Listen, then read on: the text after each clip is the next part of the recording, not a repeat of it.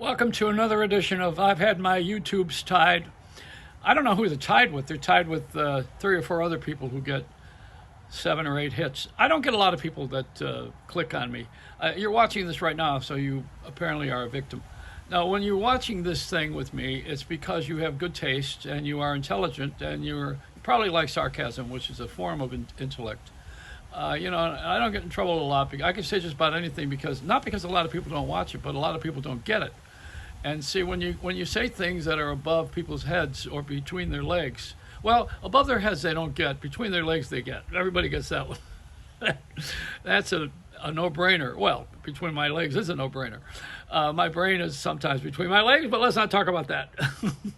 As I'm walking along in life and I'm observing things, I notice all the strangest things in the world that you wouldn't count on. You would never, I know you would never think of this, but if you throw an apple core out the window, you know what it does? It lands on the ground and apple trees grow because of the apple seed. You've heard of Johnny Appleseed. It's true. In Scotland, they got a problem because the apples that they have are from the supermarket and they're hybrids. So the apples that come are not good. In California, they have oranges in Hemet, Riverside County. And the oranges are not good oranges. They're just for decoration, but people stop and they think they got a bushel of oranges. They pick the tree and they get home and try to taste one of those things, and it tastes like plastic. It's no good. Florida oranges. What's the difference between Florida oranges and California oranges? And don't say the price. The difference is that Florida is a squeezing orange and California is an eating orange. That's why they're different. See, they have a different need, they serve a different purpose, is what I mean. So, everything to its own. But you got to know these things. How would you ever know them? They're not going to discuss that on television. They're too busy making Lester Holt a white guy or making him acceptable to the black community because he looks like a hybrid. He's one of those apples that got thrown out of the car. I'm saying this to be facetious. Now, that's another form of sarcasm and of the super intellectual who have now been pardoned by the president. The people who are pardoned are people of privilege. The ones who least need the pardons have gotten pardoned by the president. The ones who need to be pardoned are the ones who are selling drugs and they have no way to get out of their situation. They need to be educated, they need to be loved and adored and cajoled, and like you were as a child if you were raised that way. Many people were abandoned and they don't turn out too well. When you say turn out, what's the end result? The end result is death. I don't know if there's a turnout date, but there is a progress, and I don't like the whole idea of this black and white separation, as you probably heard me a moment ago with Lester Holt.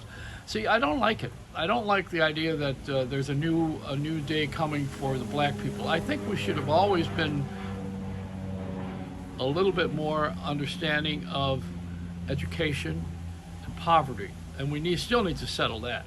But that's not about color. It's been about color, but it shouldn't be. Let me put it that way. But that's that old expression: shoulda, coulda, woulda. You shoulda all over yourself. But the people who are of color and now enjoying a little bit of success in being prominently placed for a change, I got to tell you that old people don't get it. We get the Royal Order of the Purple Screw too. It's not just color. And it isn't women fighting that fight for a long time. I also have had a lot of fights with my age because someone said to me when I was leaving WR in New York, they said, "You've had a long run." What the hell does that mean? I had a hit show, you idiot. Does it matter if it's The Sound of Music has had a long run? I've had a slow walk, you mean. And look at how I am now on television, right? I mean, look at me right now. Do you think that I am too old to be on TV? Honestly, be honest. Do you think that I'm not smart enough to be on television or experienced enough, or I'm not witty enough? Do you think I don't have anything to offer with my personality? See how stupid they are? They're looking at a guy like me, and they don't even see me. They don't see me because all they see is money. And it's the case of it. I just wipe my nose. I thought of money and I thought of cocaine, which is God's way of saying you're too rich. So, this is a difficult time. I've been through 40 years of sobriety so far and 28 years of Bikram yoga. And I think I'm pretty healthy for my age. And I have every desire to be on the TV and tell people what I know and also to share what I have and to have some fun. I think what's missing is the personalities who have the breadth of the work, not that little narrow passage. And the breadth of it means the wideness of it, the fun of it. The fun of it is the whole thing, you know. I mean, that's what life. If life is not fun, you forget living. I like what Bishop Fulton Sheen used to say on television years ago when it was black and white, and he was a bishop of Rochester, New York, and he got on TV. He even beat the primetime ratings with Milton Berle, who was the king of television in those days, if you want to know the story. And Bishop Sheen used to say, life is worth living. And it is, it's worth living. But I think life is worth laughing. There's a lot, you know, and the Catholic Church, I think I've mentioned this, I love this. The Catholic Church has heaven and hell, and they got purgatory. And I said, leave it to the Catholics to think of a halfway house. This is, and why do they call it a Hail Mary pass when someone does well in the ball game? I never got a Hail Mary pass, and I went to Catholic school. They held me back a year. That's my Hail Mary pass. I didn't pass. my Hail Mary don't pass. And I love the Tiger King. He's up on charges now. You know, he's in jail. It's the guy that raised tigers, had a partner. His partner left him and married a woman who opened a zoo with him. And that guy is now missing, the guy who left the Tiger King. And someone said that the Tiger King murdered him, or I guess he put a hit out on the wife. And it was said that she fed her husband to the tigers. But everybody knows tigers would not eat a man because they're not him. He's in bad taste. So, you know, crocodiles and alligators don't eat a whole person. That's how crimes sometimes are thought, that someone ate the evidence.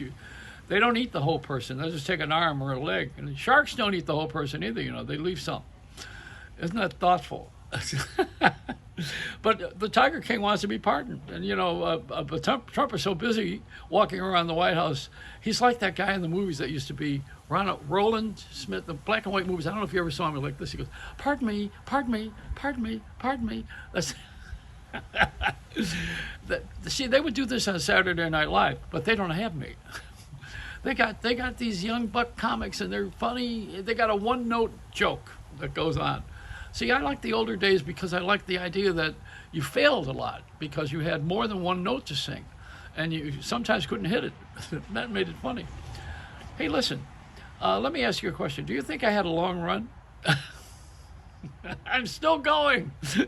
I have an ever-ready battery up my ass. I'm that bunny. You ain't going to get rid of me so easily. See, I've outlived all of my enemies, and now I'm working on you. It's a Reynolds rap. Pardon me? Pardon me?